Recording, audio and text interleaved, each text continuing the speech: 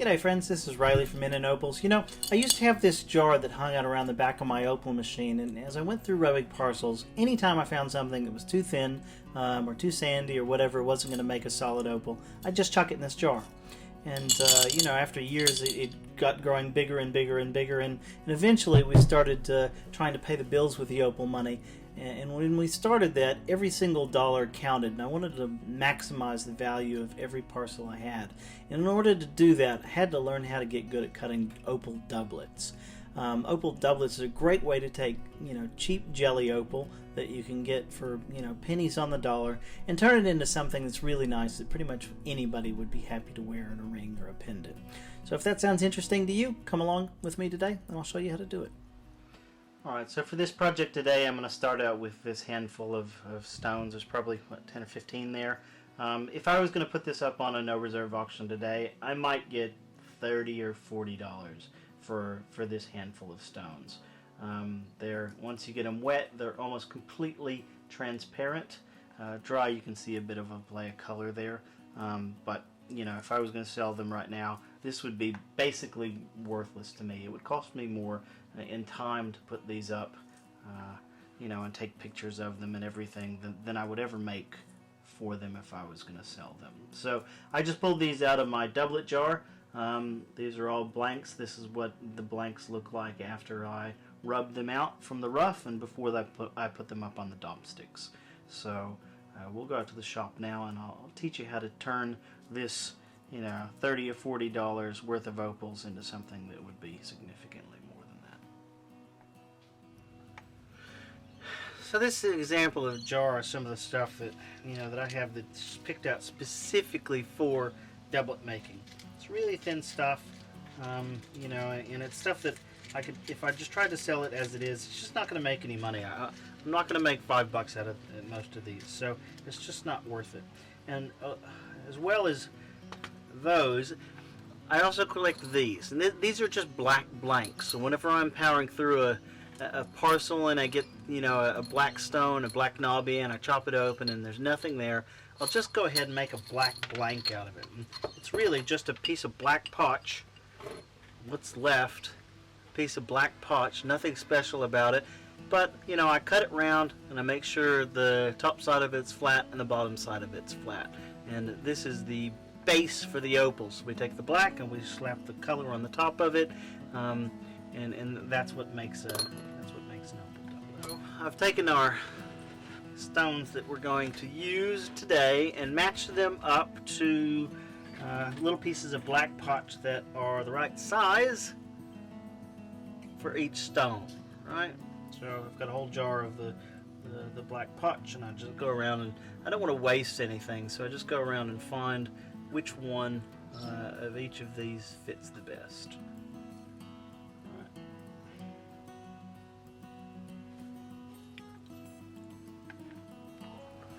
So the next step is I want to make sure that everything is nice and flat, especially the faces that are going to be stuck to each other. So I get a little piece of sandpaper. I think this is just wet and dry 80 grit. And I'll just rub the stone just like this on the sandpaper until it's nice and flat.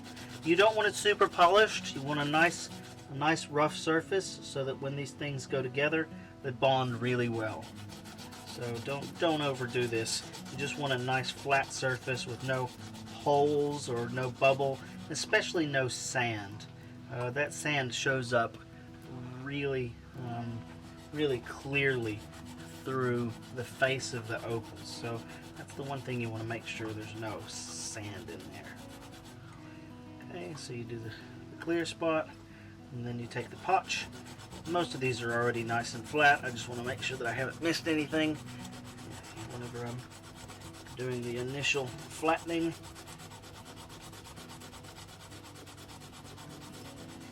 Always work wet when you're working with opals so you don't have any dust. Okay, so that's a nice flat surface there.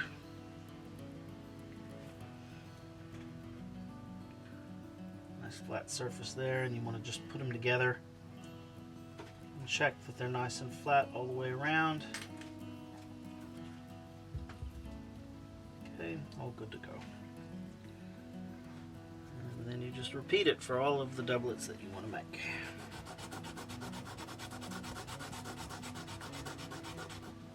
If you had a flat lap, this would be a very, very quick process. The last step here is just to make sure that everything's nice and clean and doesn't have any dust on it or anything, because we're about to be applying adhesive. You just want to make sure it's nice and clean before you do that. Alright, for the next part of the process, you're going to want to get some Epoxy 330. This epoxy is a two-part epoxy that's specifically formulated for lapidary purposes. I've used a lot of different stuff to do this. This is the best that I've found. Get an old piece of cardboard and a stick for mixing the epoxy up. The last ingredient you need is some black oxide. You can pick this up at your local hardware store. 20 bucks of it will give you a lifetime supply. You really don't need much black oxide to do this. So now once you have everything ready, you need to get a little bit of that black oxide and put it down on your board. It does not take much, just a bit. And then you get one of your tubes. Put a bit of oxide, put a bit of the cookie here.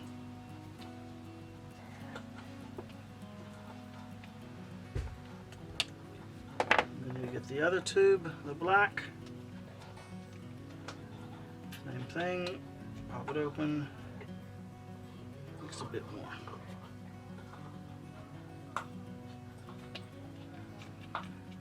Put the lid back on, and then you want to give them a good mixing. Then you take your stone and cover it, and the epoxy mixture.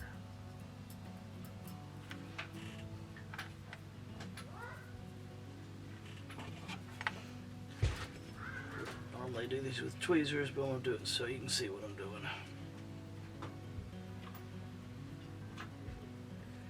Make sure you cover the whole face of the stone nice and evenly. And get it back on there. Press it down nice and tight.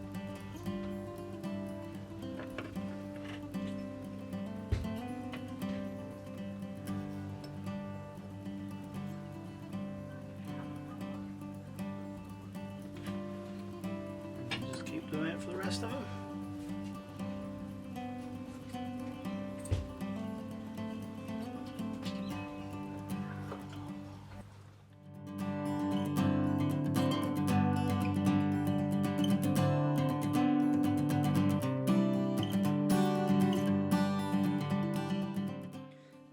Alright, so here we are 24 hours later, and everything is nice and glued together. This is kind of what it should look like. Bottom's bigger than the top. This top's really well glued down. And so the next step here is to balance, to get on the wheel and to balance these stones out. Now, some of these are going to have big pieces up top and little pieces on the bottom. Some like this are going to have very fine sliver up top and a big piece of potch. And so we want to grind down the backs until the stones are balanced. Now, by saying balanced, I don't mean equal. I don't mean that the potch and the opal should be equal in thickness. It's a little bit easier to explain this when the stones are cleaner. So let me clean them up here, and then we'll cover the balancing issue off in a couple of minutes.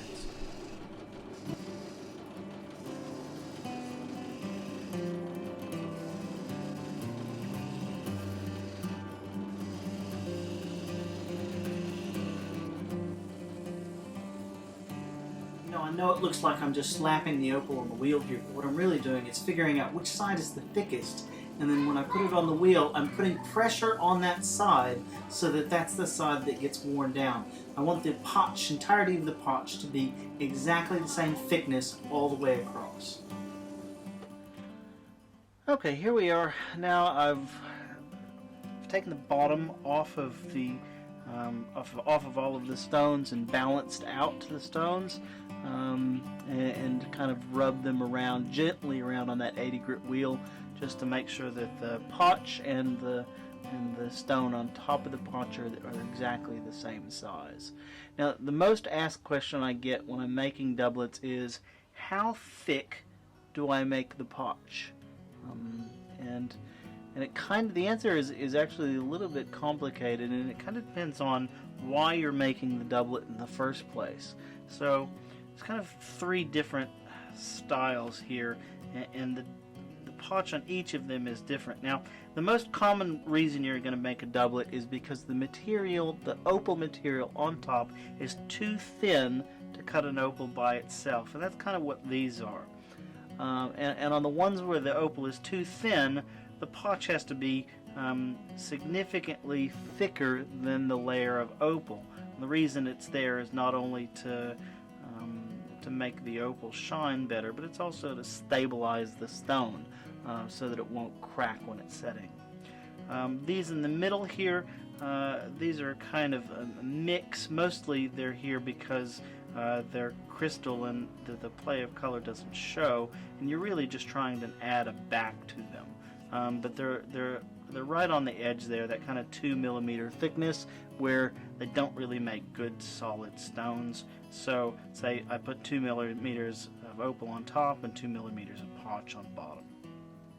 And the third one, these over here, these are actually plenty thick to make their own stones. You know, they're 4 millimeters thick or 5 millimeters thick even, and the potch that we want on the bottom of those is actually really thin, because the job that they're doing is not about stabilization, but it's actually just about making sure that the color pops whenever you cut the dome. It gives you a nice chance to make a nice high dome on these. What I like to do before I start putting on the sticks is to get a template and just to draw my template on the stones. I've been doing this long enough now that I can actually see these shapes without doing this, but it gives a consistency to my work such that I don't have to do much thinking whenever I do this. You know, I just put them on there, and sometimes you don't have to get it right. There's a tip for new players. Sometimes you can get templates that are like this, and sometimes you get templates that are like this. Don't get the metal templates. The metal templates don't allow you to see the whole stone. If you get the templates like I'm using right now, you can see, as long as you keep the template clean, you can see the whole stone. Seeing the whole stone allows you to center the template on the stone before you draw it. It just helps you preserve carat weight by doing this. Now you might notice here that I don't actually draw this circle all the way out to the furthest reaches of the opal. What I try to do is create about a 2 millimeter border between the draw line and the actual end of the opal. A lot of times that top corner is really gnarly and it's hard to draw a good clear line, but I found that your eye can pretty well be trained to cut to 2 millimeters away from that line. It's actually a really easy thing to see how thick that band is around between the line and the actual edge of the opal. Now with all the templates drawn, we're going to just quickly put these up on some dop sticks using green dopping wax, and then we'll start the cutting process.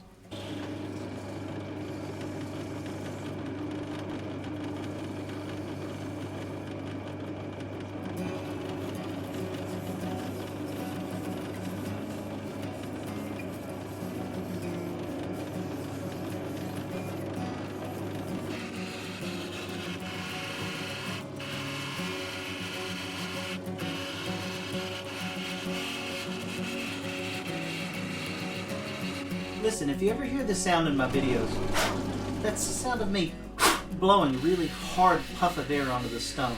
At the end of the 280 grit wheel, whenever you're trying to take out those last little facets that sometimes can just really annoy you, that puff of air dries the stone off just enough so that you can see those facets and rub them right out.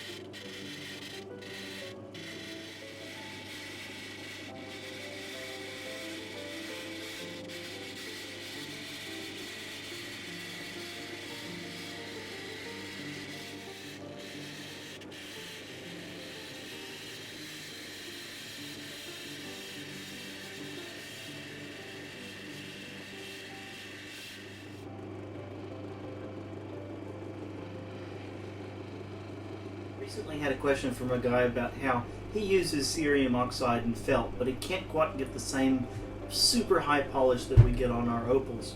The trick here is two. One, you need to make sure that you go through all of the previous wheels and make sure all of the scratches are removed. But even if you do that, if you don't do this last thing, you're not going to get that super high polish. And that's that. Before, when I start the cerium process, I get the wheel nice and wet with the cerium oxide slurry, but I keep it on the wheel until the wheel starts to dry out and the opals start to get warm. I can feel it. I put it on my face and I can feel it. It's just it's lukewarm when I pull it off. And if you hit it for those last couple of seconds, when it is lukewarm, when it's just starting to, the felt is just starting to dry out, that's when that super high polish, that's when the cerium really goes to work and it gets you that super professional look.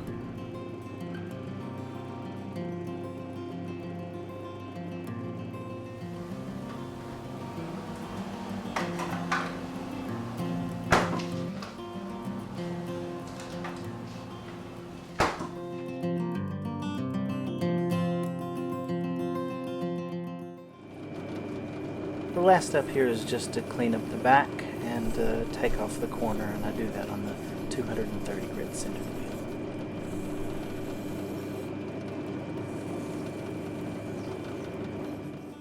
So, after a few hours of cutting, this is what we come up with. This is a handful of Australian Lightning Ridge doublets.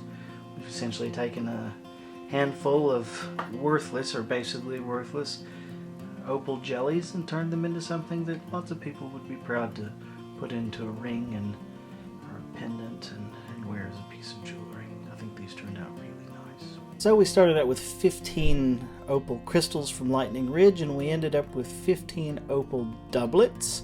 And in order to figure out what they were worth, I've put them up on a no reserve auction on our Opal auction store, and the no reserve auctions are going to end in 3 days for these 5 different auction lots. So hopefully we'll take that $30 worth of crystal jellies and turn them into $1 million.